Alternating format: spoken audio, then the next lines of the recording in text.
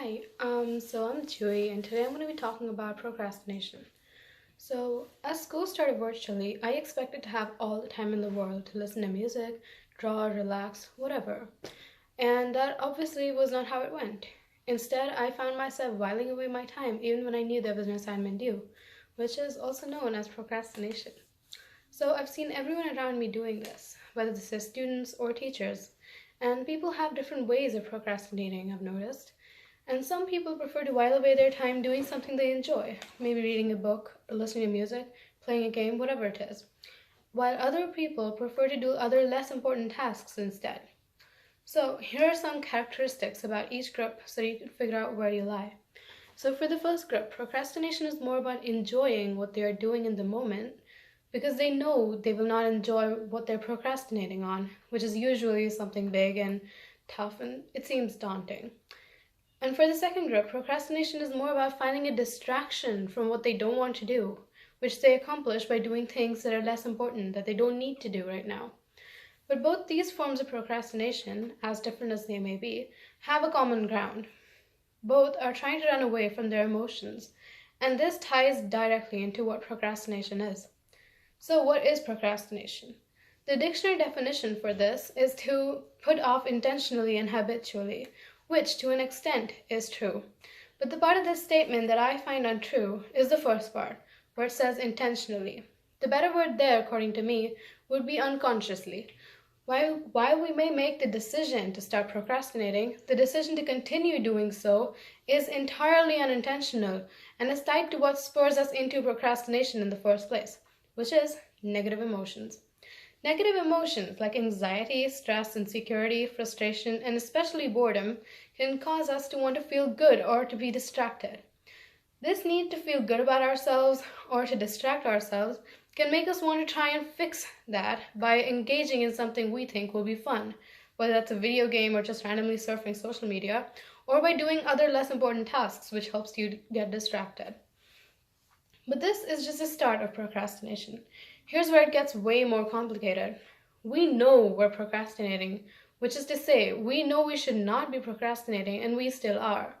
So this feeling produces guilt, which is again a negative emotion, which then causes more procrastination as we try to ignore those feelings by making ourselves feel good. So that is where procrastination comes from. It's a cycle that continues on and on.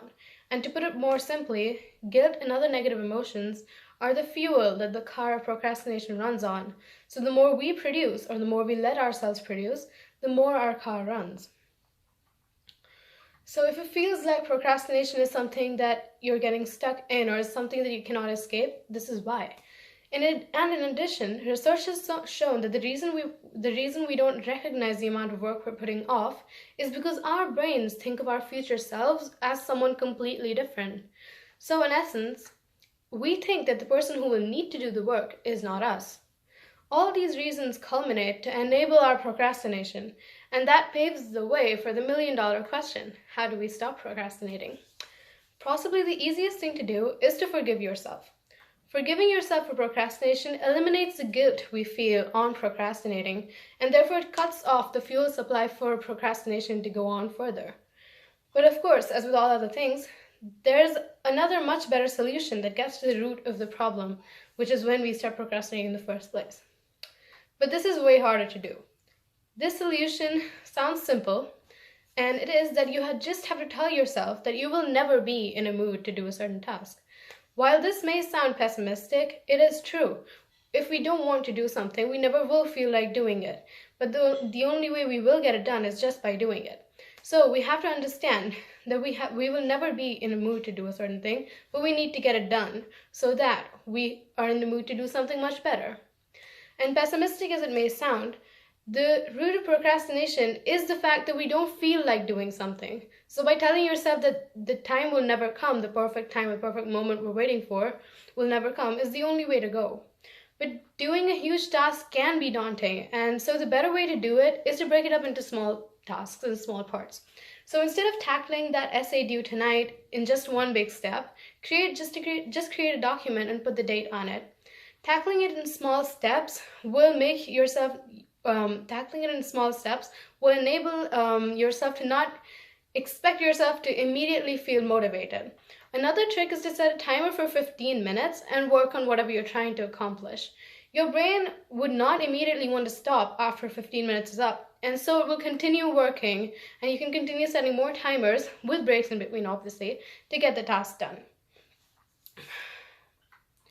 It will of course take time to beat procrastination, but here's the other more important thing to remember about procrastination.